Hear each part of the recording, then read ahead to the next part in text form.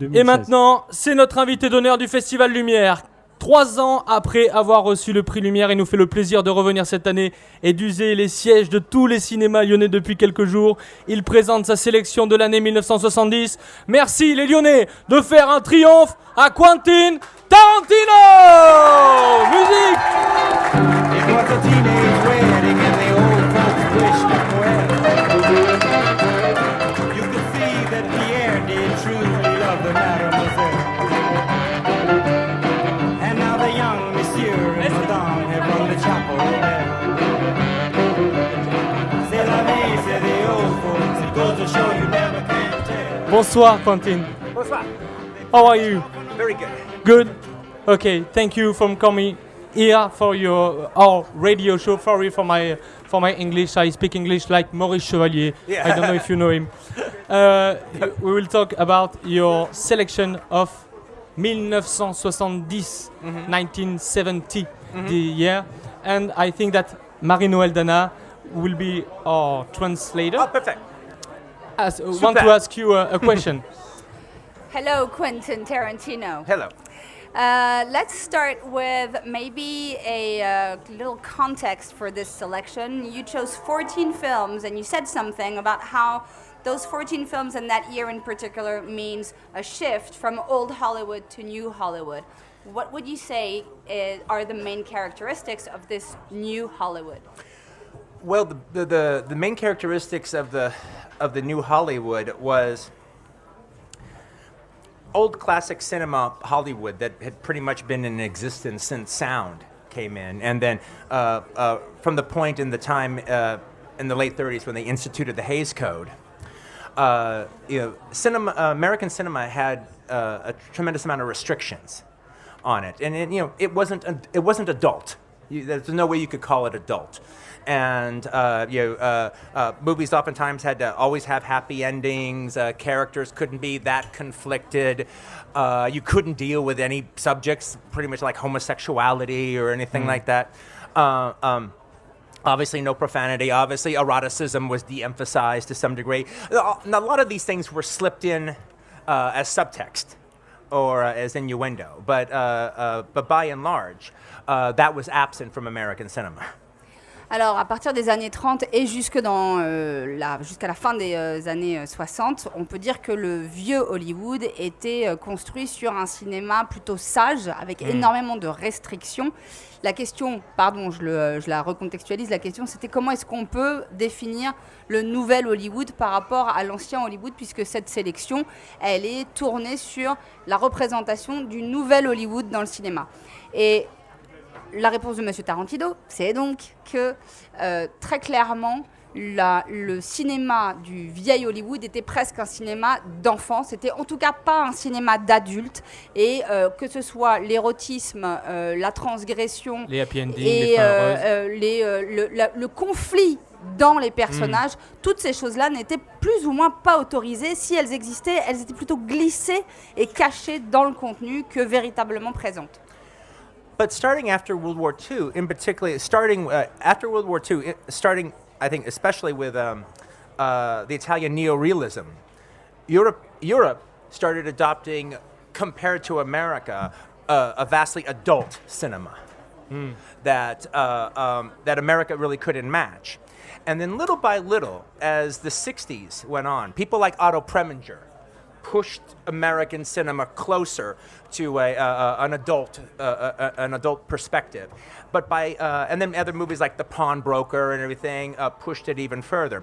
By 1967, though, with Bonnie and Clyde and The Graduate, all right, the true beginnings of New Hollywood started to take shape. À partir de la Seconde Guerre mondiale, les choses ont commencé à légèrement changer, en particulier avec le cinéma italien, le nouveau réalisme du cinéma italien, et puis plus particulièrement avec Otto Preminger qui lui a commencé à pousser un petit peu les limites. Et à partir de 67, on peut dire qu'avec des films comme Bonnie and Clyde, par exemple, les choses vraiment basculent. So that was 67. Then 68, much more. Midnight Cowboy, all these other more movies. 69, Easy Rider, more and more. By 1970, New Hollywood was the Hollywood.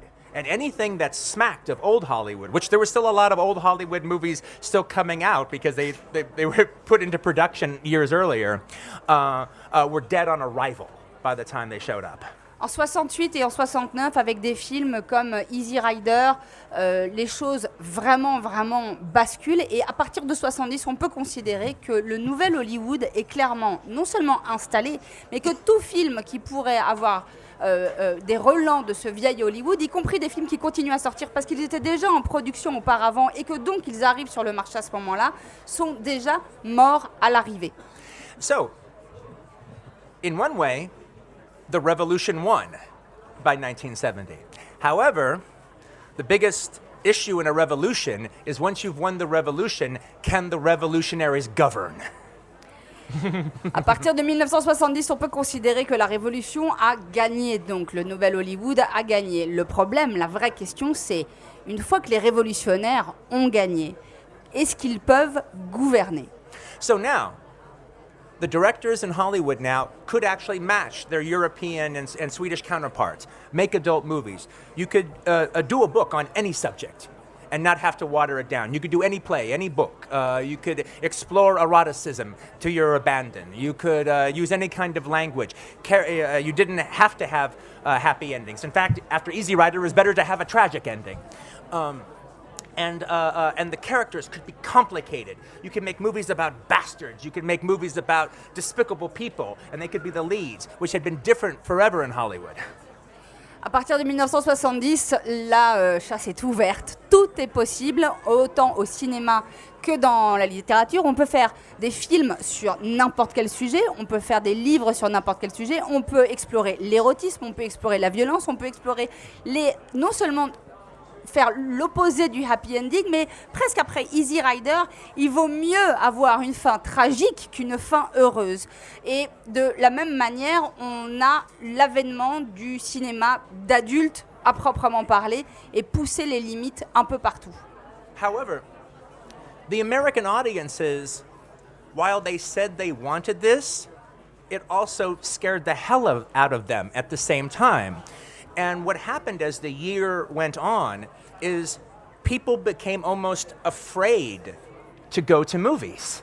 What they used to expect in movies was gone. Now, they didn't really want the old stuff, but the new stuff was so challenging. It scared them. And there was a whole lot of terrific movies that just kind of came and went and no one saw.